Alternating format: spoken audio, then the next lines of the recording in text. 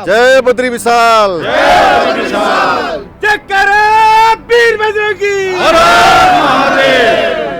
वीर सिंह पवार है। विकास का दूसरा नाम वीर सिंह पवार है। अभी सारे बाउंड्री लाइन बाहर होंगे, कमल का फूल और हाथ सिर्फ चलेगा यहाँ पर वीर सिंह पवार जी का बल्ला। भाई संघर्ष करो, हम तुम्हारे साथ हैं। वीर सिंह भाई संघर्ष करो, हम तुम्हारे साथ हैं। होटल वगैरह सब बंद हो गए, उनको खाने होने की दिक्कत हुई, तो भाई साहब ने यहाँ 2 महीने तक खाना चलाया, जिसमें प्रतिदिन 1000-2000 आदमी खाना खाता है। ना रहेगा हाथ, ना रहेगा फूल, और बैट सबके हाथ में बल्ला आएगा।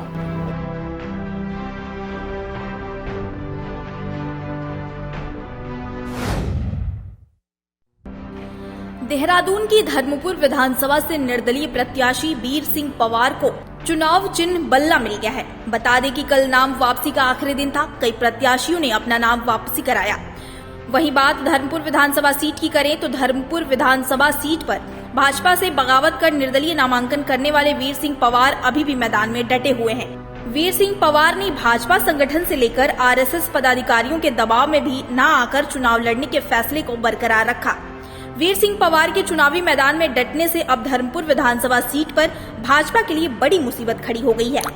वीर सिंह पवार के चुनाव मैदान में उतरने के कारण भाजपा के वर्तमान विधायक और भाजपा प्रत्याशी विनोद चमोली की मुश्किलें कई हद तक बढ़ गई हैं, क्योंकि धर्मपुर विधानसभा सीट पर विनोद चमोली से नाराज लोग वीर सिंह पवार के साथ खड़े नजर आ रहे हैं, जो उन्हें चुनाव लड़ने और लड़ाने को लेकर पूरी तरह से सपोर्ट भी कर रहे हैं।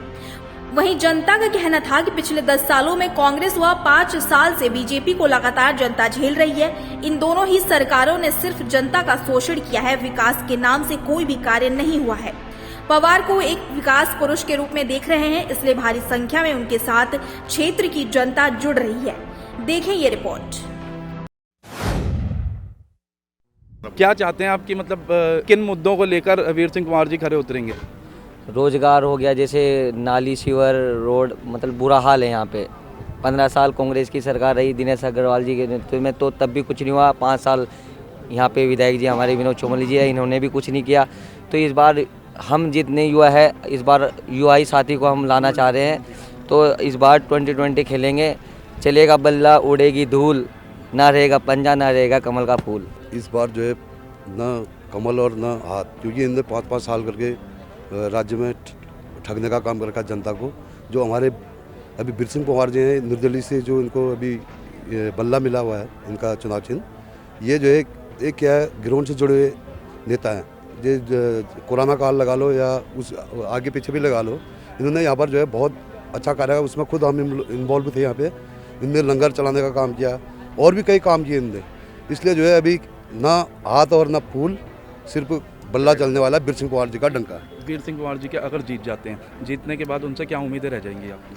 वीर सिंह पवार जी से हमें काफ़ी उम्मीद है, क्योंकि वो एक ग्राउंड एक नीचे तबके से जुड़े हुए नेता हैं, उनसे बहुत उम्मीद है। इसीलिए जो है अभी सिर्फ यहाँ पर बल्ले की धूम है।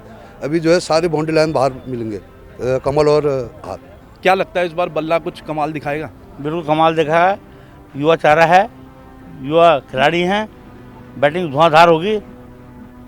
कहीं 1 रन 2 रन नहीं होंगे, चौके छक्के लगेंगे इस बार। मतलब आपका कहना यह है कि बल्ला जो बॉल मारेगा वो बाउंड्री पार ही जाएगी? बाउंड्री पार होगा, रनर नहीं होंगे, सीधा 4-6 रन। हमारा अपना साथी भाई वीर सिंह पवार ही जीतेंगे, इसमें कोई शक की बात नहीं। लोग खाली मुली अफवाह फैला रहा है कि बैठ गए, ये हो गए वो गए।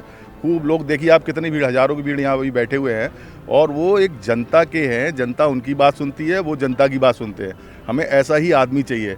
यहाँ पर देखेंगे आप काड़गी चौक पे डंपिंग हाउस बना हुआ है, उसका कब से जनता रोष है। मतलब सारे लोग अभी लोग आके समर्थन कर रहे हैं। इन्होंने अपनी अपील में भी कह दिया है कि हम इसको जैसे ही विधायक बनेंगे, हम पहले यही काम करेंगे। 2-3 काम इन्होंने अपनी अपील में दे रखे हैं, जो जहाँ से जनता परेशान है, पानी आना, ये सब आना जो प्रॉब्लम है। ये जब से बीजेपी की सरकार आई है, इन्होंने जो है रोजगार ख़त्म कर दिए, और जो है और भी विकास में इन्होंने कुछ रुचि नहीं दिखाई।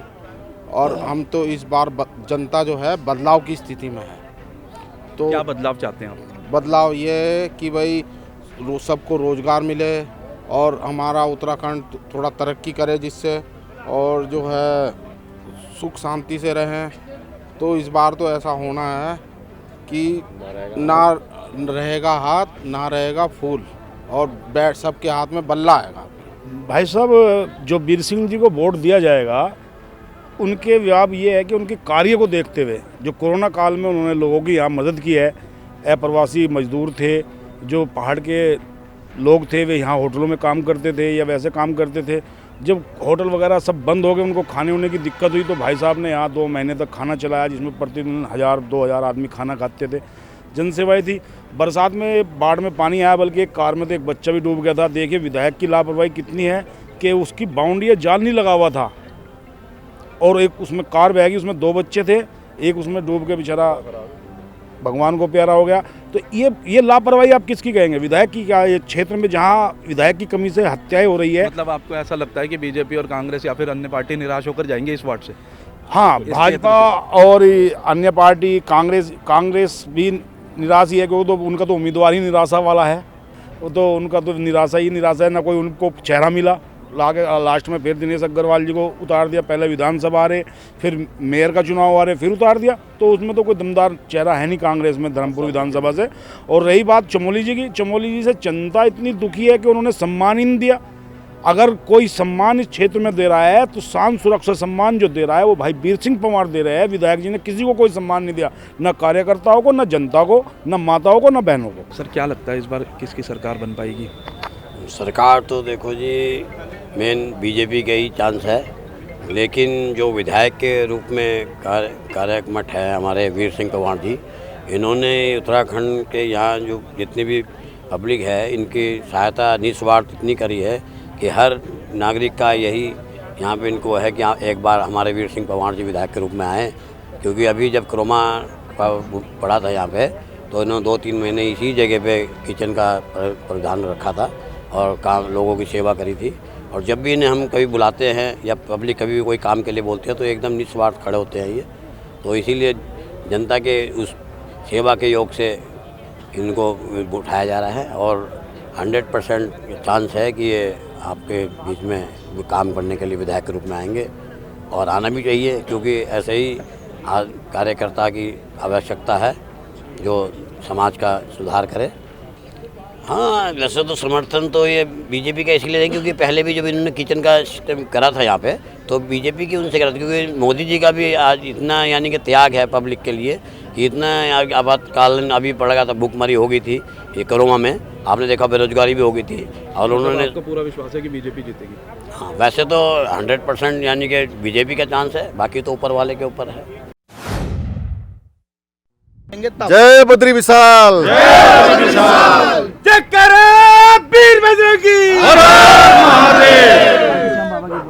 जय खाटू श्याम बाबा, जय खाटू श्याम बाबा की। देखिए, हमने तमाम सारे क्षेत्रों में 236 बूथ हैं, सब बूथों पे प्लानिंग कर चुके हैं। इस समय आप देख सकते हैं सारी धर्मपुर विधानसभा की जो जनता है उसका जन समर्थन अपार मिल रहा है। तो निश्चित रूप से इस बार बल्ला चलेगा। आदमी इस समय जो आम जनमानस है वो पार्टी नहीं देख रहा है, वो व्यक्ति को देख रहा है, किस प्रकार का व्यक्ति हमारा जनप्रतिनिधि होना चाहिए जो हमारे सुख दुख में खड़े रहे। तो मुझे धर्मपुर विधानसभा में चाहे मातृशक्ति हो, बुजुर्ग हो, मेरे युवा साथी हों, सबका पार जन समर्थन मिल रहा है। नहीं, नाम वापसी के लिए तो बहुत प्रेशर था, लेकिन ये मेरा व्यक्तिगत फैसला नहीं था चुनाव लड़ना। ये सब लोग जितने खड़े हैं यहाँ पे, पूरे धर्मपुर विधानसभा के जितने हमारे सहयोगी लोग हैं, इनका फैसला है कि आपको चुनाव लड़ना है।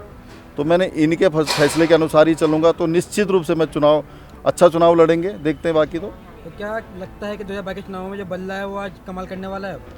बिल्कुल कमाल करने वाला है। मुझे तो इतना पार जन समर्थन मिल रहा है अभी धर्मपुर की विधानसभा में। आज जब मेरा नॉमिनेशन चुनाव चिन्ह मुझे इशू हुआ, उसके बाद से कम 1000 फ़ोन आ गए कि भाई साहब हम लोग आपके साथ हैं और निश्चित रूप से आपकी विजय होगी। नहीं, ये तो अभी विषय बात का है। पहले तो हमारी जो मेन फोकस है वो जीत पे है।